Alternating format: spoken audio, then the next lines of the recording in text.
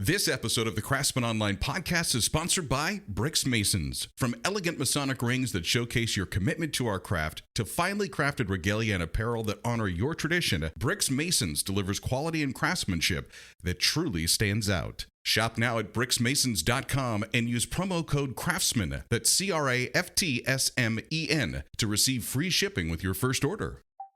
The comments, opinions, and views shared during this program are of those individual Freemasons and do not reflect the official position of a Grand Lodge, concordant body, appendant body, Masonic Authority, or craftsmanonline.com.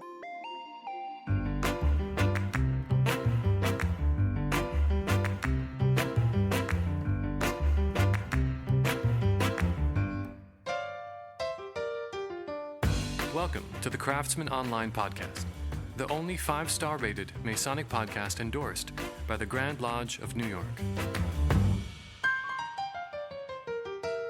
Hey, welcome back. It's Right Worshipful Brother Michael Arce, and you've joined us for an episode from the Scottish Rite Northern Masonic jurisdiction, as we're going to be talking about some of the exciting membership programs that they've designed to enrich the Masonic experience and connect with men all across the vibrant community of Masonic brothers. Now, here's a cool thing. Whether you are a Scottish Rite Mason or a Scottish Rite Southern or Northern Masonic member, you're going to find this very interesting because a lot of the best practices that come from the Scottish Rite Northern Masonic jurisdiction could directly be applied to some of the problems that your lodge might be facing. To tell us more about some of these programs is illustrious Brother Brian McNaughton, 33rd degree, who is the Director of Membership Program Management for the Scottish Rite Northern Masonic jurisdiction. Welcome to the Craftsman Online podcast, my brother. Michael, thank you so much for having me. It's great to be here. There's one thing that I've always respected a lot from our Scottish Rite brothers is that you have shown paths forward, so to speak, when it comes to membership and marketing and engagement and retainment and all lessons that can be learned and put to use in our local Blue Lodges. So let's start there. The journey for the Blue Lodge is where we knock on the door, we get our first 3 degrees in Freemasonry, and then we start looking elsewhere for this light in Masonry. Your Pathfinder program launched in April of 2022. How did the Scottish Rite Northern Masonic jurisdiction develop that program, and what was the goal for the effort? It truly was a labor of love on Pathfinder. A lot of brothers, we had at committee level, we had been talking about ways to engage our members, whether new or old, how to get them involved. I mean, how often, whether it's at Blue Lodge or in the Scottish Rite or any organization, you join and you're kind of just left there and you're looking around wondering, I have no idea what's coming next, or even, I don't even know the questions I should be asking here. I'm lost. And so that kind of was at the heart and soul of the program, really, of we don't expect people to know all the questions to ask, but if we can at least put those questions in front of them so that they can begin to explore those at their own pace and kind of pick and choose a direction where they want their membership and the value and what they're seeking in the organization to come to fruition, that's going to be a winning combination. We've had brothers from the Scottish Rite on, and they've talked a lot about that part of the craft. We've had brothers on from the York Rite. They've talked about the structure and some of the degrees and the leadership aspects that are involved there as well. What I would say, and I'm sure you might agree with this, the York Rite is set up a little bit more similar to what you would experience as a Blue Lodge Mason, where the Scottish Rite, you join, you take the 4th degree, and then there's all of these other degrees, and it's kind of a choose your own adventure style. Like you can, I don't want to say pick and choose which degrees you want to see. You should eventually see them all, but there's no real set order. It's a lot of it is, and I could see why when you said brothers can sometimes get lost, where it's like, I walked into this large superstore of Freemasonry. There's all these resources. I don't even know where to start. I absolutely love that you use the choose your own adventure description for that. Cause growing up on those books, I absolutely love those, but that's the exact feel of it though. You get the 4th degree, and really the choice is yours in terms of which degrees you're able to go and attend, whether you want to see them locally, whether you want to maybe travel with a buddy to a neighboring valley and check those out. That really opens up the doors for building friendships and connection amongst brothers, and that truly is vital. I mean, without that connection, any chance we've got to help brothers connect like that is absolutely a home run. And I kind of feel there's two types of Scottish Rite Masons and York Rite Masons, just like there's a couple different types of Blue Lodge Masons. There's the guys who get into this and it's like they joined Freemasonry up front to become a Scottish Rite or York Rite Mason. Like the Blue Lodge was just the thing they had to do to get to the other place. Or there's the guys that are like, well, I'm curious. I don't really know what to expect. I'll kind of inch closer to this. And then either way, you get into it and you're like, wow, this is a different experience.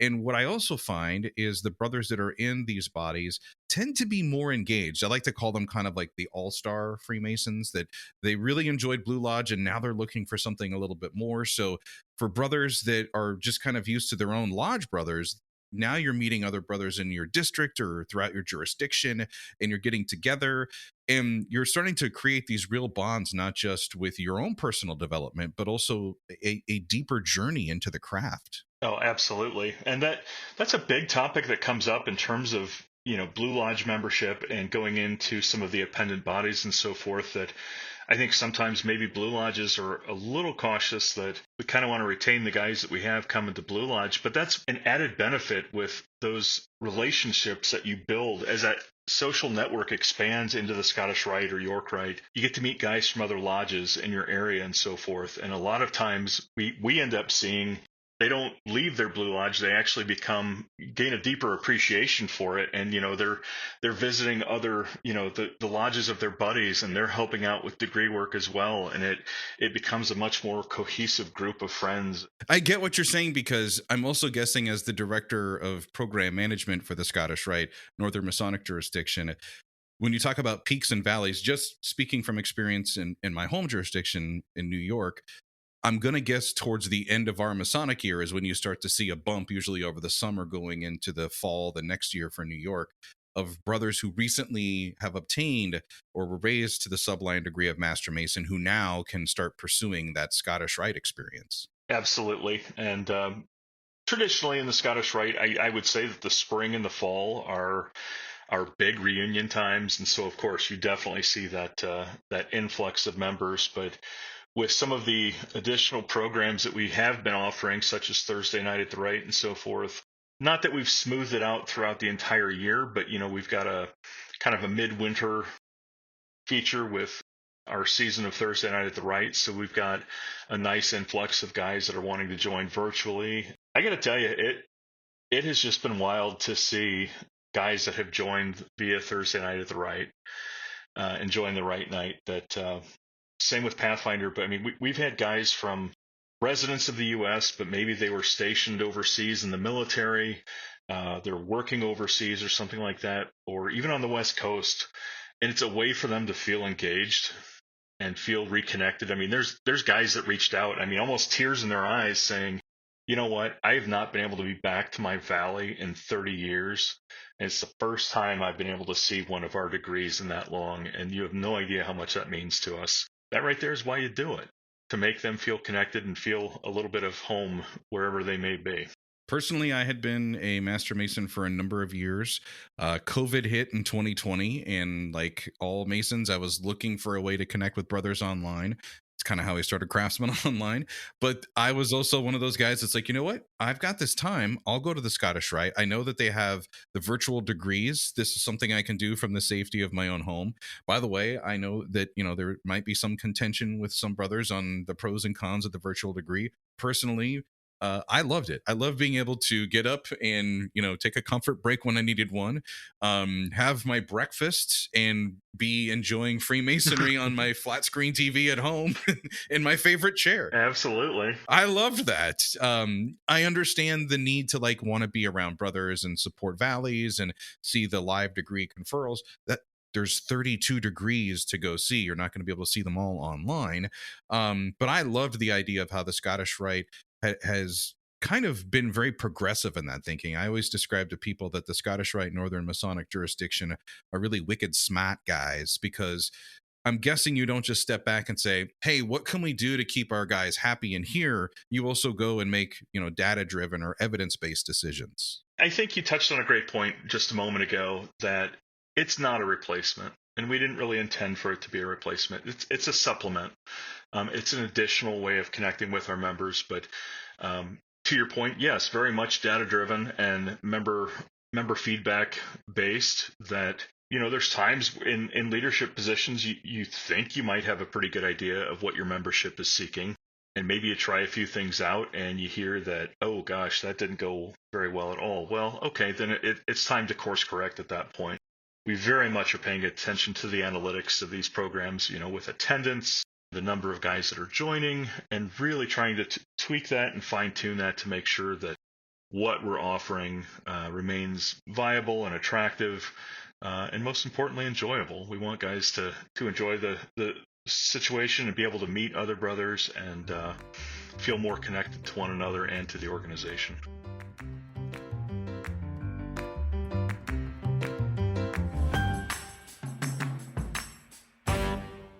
The Craftsman Online podcast is now sponsored by BricksMasons.com, our favorite destination for all of our Masonic shopping needs. Whether it's apparel for yourself or a cool gift idea for another brother, make BricksMasons.com your online marketplace where tradition meets innovation. Sure, you've seen a lot of Masonic rings, but have you seen one that lights up at night? You got to check this out at BricksMasons.com. It's a beautifully crafted and very comfortable to wear luminous Master Mason ring.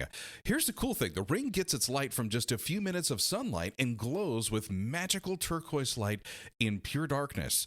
This ring's light can last 9 hours or more and can be charged an infinite number of times during its 20-year lifespan. Visit BricksMasons.com and explore their extensive catalog. Elevate your Masonic experience with style and substance. Plus, Craftsman Online podcast listeners use promo code CRAFTSMAN, that's CRAFTSMEN, at checkout to enjoy free shipping with your first order.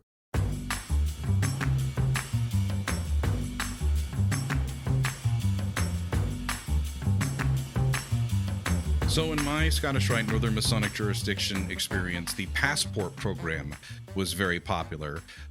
We had something similar with my Mother Lodge, and I think one brother who was really engaged with that on the Blue Lodge level. But when there's only 17 lodges in my home jurisdiction to go visit, you can fill that book up pretty fast. Certainly. The passport program, what can you tell us? What was that a byproduct of? That's a really good one. We've been talking a lot about this in terms of program absorption and adoption.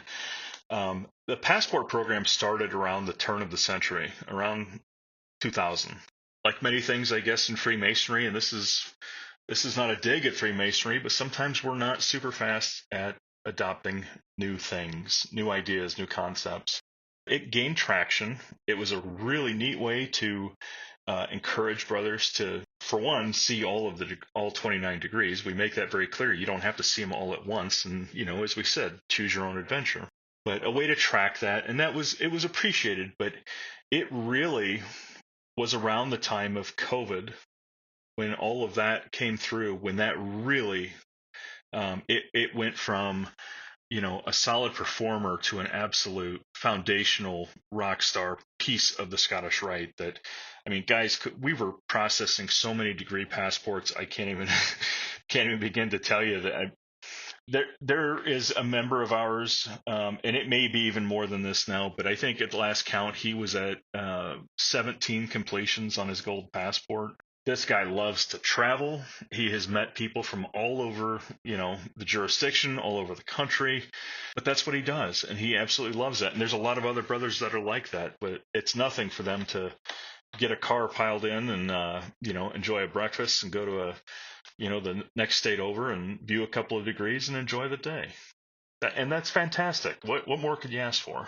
I've heard so many brothers that are really engaged with their valley that do that. They support other valleys. They, do, as you said, like these Masonic road trips. We're like, we're going to go see the 17th degree. We're going to go here and then we're going to stop here and do that. I'm like, wow, that sounds amazing. I wish I had, time off to be able to join you guys. There you go. please send postcards. Exactly. Tell me how it was. From the success of the passport program, which was the idea of let's get these traveling men out. Let's get them visiting the other valleys. Let's get them engaging and interacting with each other. Then you came up with the idea for the Pathfinder program. Was that a response to you had an influx of brothers that were coming in during COVID who kind of parachuted into becoming Scottish Rite members that just didn't really know where to go or how to navigate through the Scottish Rite? Yes, and there's actually a couple of responses to that. And I'll preface, too, saying that actually HGA preceded, the Hograd Academy preceded Pathfinder. That actually launched in 2018. In the big picture and all the facets of what you're looking at with your membership, retention is always in the back of your mind. We're doing a really great job of bringing in new members, but we're seeing guys that are leaving or not wishing to continue their membership, and you have to scratch your head at that point and say, okay, we've got a problem here, or we've got something that we can be doing better here. What is that? And so you begin to have conversations. You talk to guys, and it's, one of the common refrains that we heard in some of our survey data, that, well, I went to meetings. It was kind of cliquish. I really wasn't welcomed all that warmly. Maybe it just didn't feel like it was my thing. And, as we said earlier, it was overwhelming. There were so many things. I saw all these different color hats. I saw, all this terminology and nomenclature. I had no idea what they were talking about. And that really was when we sat down and discussed that, okay, if they're feeling this way, how can we tackle this? What can we do to better serve them as members? Pathfinder truly, from all facets of the Scottish Rite, one-on-one engagement to organizational history to, those general trivia items of just what do those different color hats mean, and active members or 33rds or MSA members. What does all that mean? I keep hearing the term, but I don't get it. I mean, you mentioned COVID earlier. Let's be honest. I mean, sometimes as we're getting a little older, our circle of acquaintance kind of shrinks a bit. We don't have maybe as many close, inner circle friends as we once did. And sometimes it's easier just to stay home. Maybe, you got a new series on Netflix or something like that you're wanting to check out. But that's where we said we have to do better with this, because we value their time, and we have to show that to them, that we not only value their time, but we value them as individuals. And so there's a lot of activities in Pathfinder that are specifically geared. How many times have you been at a meeting or a social gathering where that conversation stays really high up there on the surface? The same old small talk. Do you really take the time to sit down and say, hey, tell me a little bit about your family. I really don't know much about you. What do you do for a living, or, what's your background? Really getting personal. And sometimes, the reaction when you do that, people are kind of like, are you trying to sell me something? It's like, no, I'm generally interested in you, and I'd like to learn more about you. You seem like a cool guy, and, want you to come back. It's so funny you say that, because I think of every dinner whenever I sit down, and I'm just speaking in generalities here, but I'll be able to tell from the expression on your face. It's usually the older brothers that sit down and they start coming over to you, and they have these conversations, and they're like, you'd be happier if you joined the shrine. Right. Or, you should join the York Rite, or this guy. And you're like, oh my gosh, you're reeling me in here. But I get what you're saying, is that when you are with these other groups, and I, in my first couple of interactions with Scottish Rite brothers, I was almost it was impressed, but I was almost a little intimidated, to say, at the same time, because these are all brothers that I recognized, as I said, are like all-stars or superstars.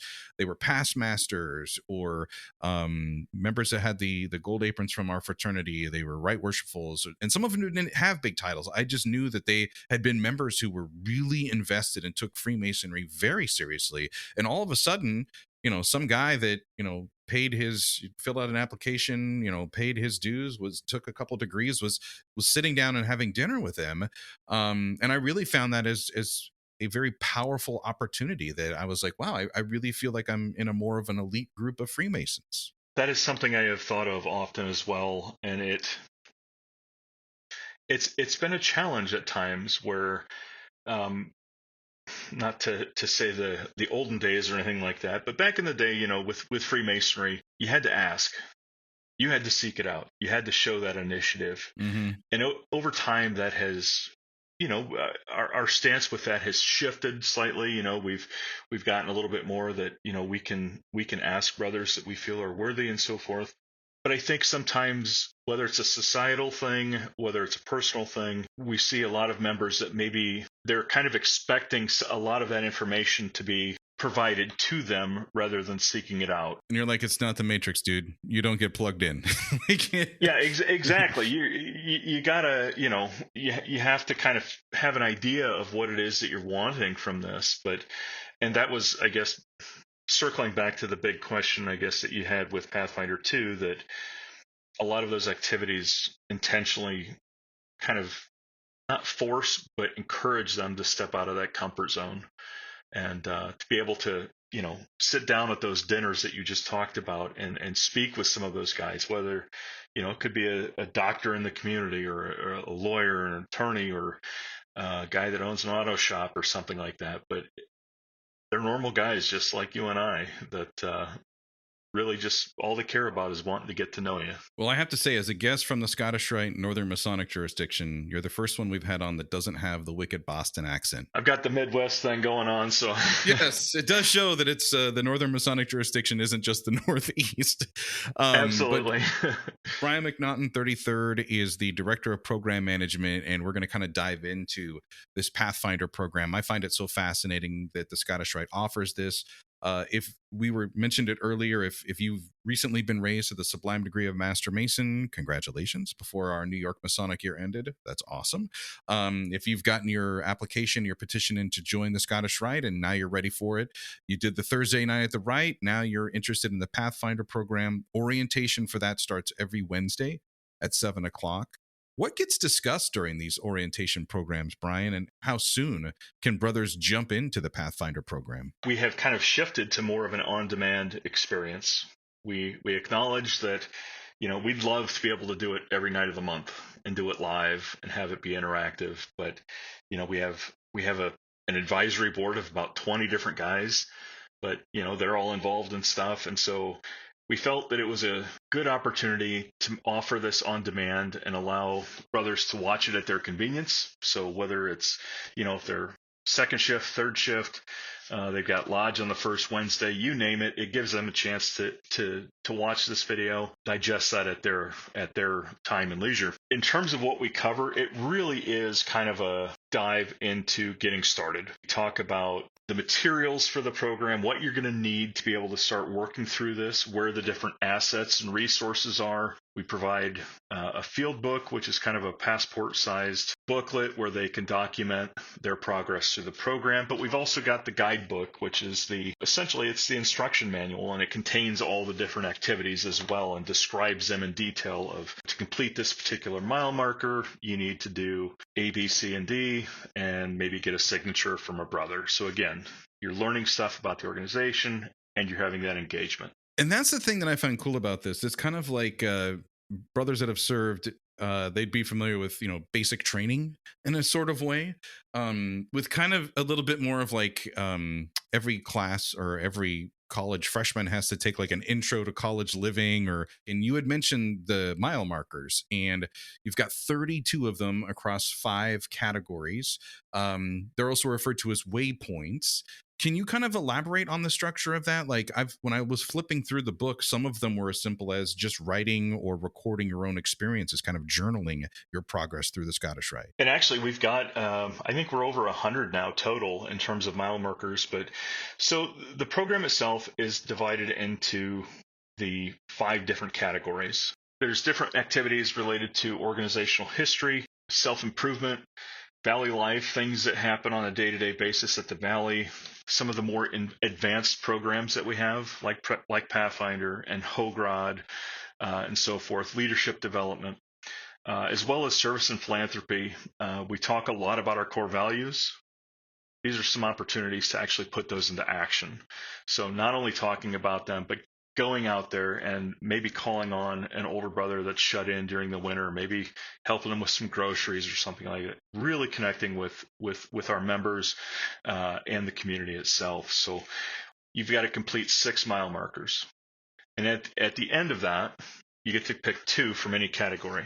So that's where the 32 came from. You're going to complete 32 different activities total in the program, but you've got probably 100 some odd to choose from. And that really, those final 2 choices maybe are just an area of the program that you really enjoyed, or things you kind of wanted to do, but maybe you didn't have enough room, it gives you an extra opportunity to explore some additional activities with the two choice options there.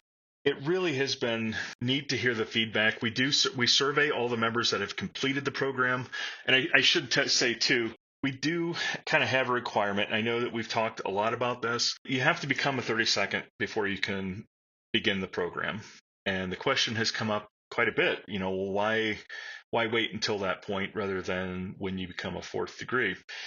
And we really felt that we didn't want to detract from the overall joining experience. We wanted members to truly focus on, okay, I joined the Scottish Rite.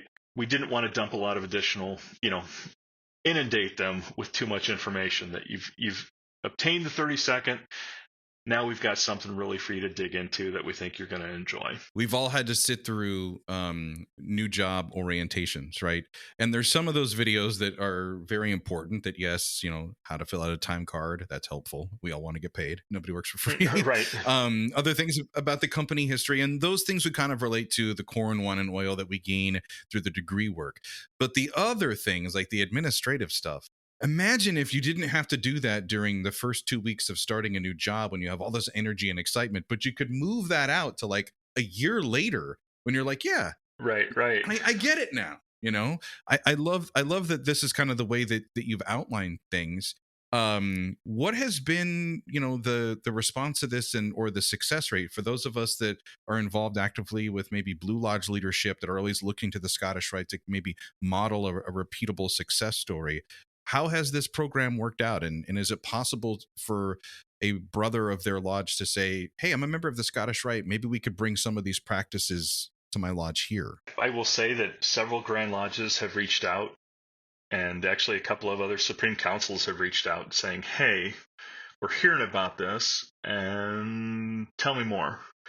And so, provided some materials and kind of gave a little bit of a walkthrough of how it works. And they're like, okay, we're going to work on this a little bit because we like what we see. And I will say that the like any of the programs, I mean, it's a wide menu of what we have to offer. Much like with the passport program, that everything takes a little time to be absorbed and adopted at the member level, at the valley level, and so forth. We have, I think, currently, I want to say around 300 guys that have completed it, and we've got about 2,200 that are in progress with it.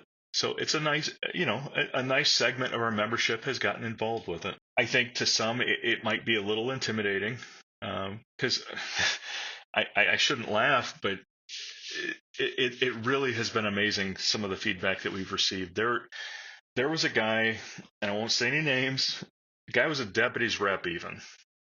And he reached out and he said, hey, I got to tell you this. I have been a Scottish Rite Mason for 50 years. I'm a deputy's rep for such and such valley. There's stuff in here I didn't even know. And that's embarrassing to say. That's the whole purpose of it. If you learned anything from this, that is an absolute win, and that makes me so happy to hear. That has been one thing that I've taught a lot of the times, whether it's officer orientation, in terms of trying to get officers to work with their members with Pathfinder. It's a wonderful engagement tool. And in some of the feedback from officers, it's like, well, I've done this stuff like, a million times. And I've often used the example of the magician that's done a magic trick 1,000 times. He's done it 1,000 times. Every time he performs that, he's got to make the audience believe it's the very first time. Really, with those members, that's what they're looking to share, that experience and to feel that wonder and excitement with another brother. So you're right. Maybe you've done it 1,000 times, but at that point, it's about the member. You're doing it for them. You're not necessarily doing it to learn, how this works. You're really doing it to help them grow and to learn more about the rite.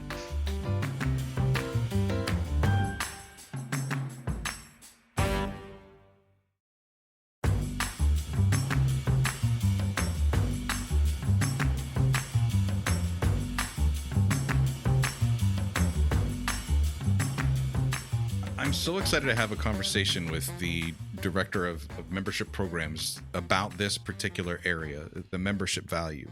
As the master of my lodge this year, and as someone who's been involved with Grand Lodge committees, when it comes to the proposition of membership value, my motto is that engaged members, people that see value in their membership, never ask the question, why am I paying? What do I get out of this? Absolutely.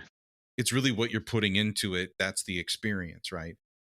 It's the unfortunate brothers who aren't engaged, who always question what the value in is for them. And fancy dinners or more bling or titles or, crazy fun programs, that's just a little gas you're going to pour on a fire that's going to give you a temporary burn. But you have to go deeper than that. You have to help them discover what that thing is that they were yearning for and discovering. And that's what I like about the Scottish Rite. Is that the benefit is many degrees. You're looking across many different valleys. You're exposed to many different brothers, but there's also many different programs. So if you're somebody that's really into Masonic education, the Hogratz Academy, I mean, we joke about that. That's like the college of Scottish Rite. That's amazing. But then you also have, this Pathfinder program. You have the Passport program, or just being an active member in your valley. And to me, that's where you really get the value in membership, is the engagement. And I love that you have provided such a working example and a success story of how to do this. So thank you so much for sharing all this. Oh, thank you. I really appreciate that. You mentioned Hograd. Can I tell you just a quick one? Oh, go for it. Yeah. We just had recently added some featured graduate papers on the NMJ website, and just the unique flavor of what members are taking from the Scottish Rite. One brother had written a paper, and I'm paraphrasing, but essentially it was titled Huey Lewis and the Power of Love. Nice. That he got right. And I thought, that is fantastic. I absolutely love that. And but it was a very unique take on the power of love, fraternal love and brotherhood. And it just very thought-provoking, and absolutely love that. I'm going to have to go look at that paper, and I'm going to have to include that in the show notes for this episode, because I know other brothers are like, dude, I want to hear about this. Was it as good as sports? Because Absolutely. That was the best record for them all time. Right. So, Brian, before we close out this episode, was there anything that I didn't ask you, or maybe a question that you had for me that we didn't get a chance to talk about? Earlier, you had mentioned on the value of members and just the overall member experience. That is something, not only the department that I work for with member services and programs, but the Scottish Rite, with its vision statement, we will strive to be a fraternity that fulfills our Masonic obligation to care for our members. And some of the discussions that we've had kind of put some questions forward to some of the guys on our committees, asking them how they defined care. And I challenged them to describe that. What does care mean for you? I think a lot of times we have defined that very generally as just general, hey, you're my brother, I care about you. Okay, we've accomplished our overall vision. And I challenged and I said, I think it truly is a three-faceted definition of care, that not only is it an emotionally supportive care for one another, our love and concern for one another as brothers, that's part of our obligation in the Blue Lodge. There's a supportive care, if the Grand Almoners Fund, if there's financial, medical hardship, that we're going to be there to support one another. But it was the third component of that I really have pushed on and challenged others on to think about, is the developmental care. Think of a gardener, for example, tending the garden, wanting to provide the nutrients and the care and the love for the members to make sure that they're getting everything that they need to become the best versions of themselves, to feel loved and welcomed and a part of something very special. And that really is ingrained in all of the programs and all we do at the Rite. And it truly is what makes me smile when I get up in the morning, and knowing that I get to help be a part of that. That's pretty awesome. I mean, I get the benefit, and our YouTube live streamers that are watching this recording as well, they get to see when you talk about the Scottish Rite, you smile. And to be a member of something that you're also working for, and to still have that energy and that passion. That is special. So I love that. I appreciate that. It's been great talking to you. I really have enjoyed this. Illustrious Brian McNaughton, 33rd degree. I got that right? Well, that's kind of the inside running joke, is that I have about 8 to 10 different nicknames, but but yeah. Well, I was more concerned about the title part. The title part is absolutely right, but all right. No, you nailed it. Got that down from my Pathfinder extra credit program. Right, there you go.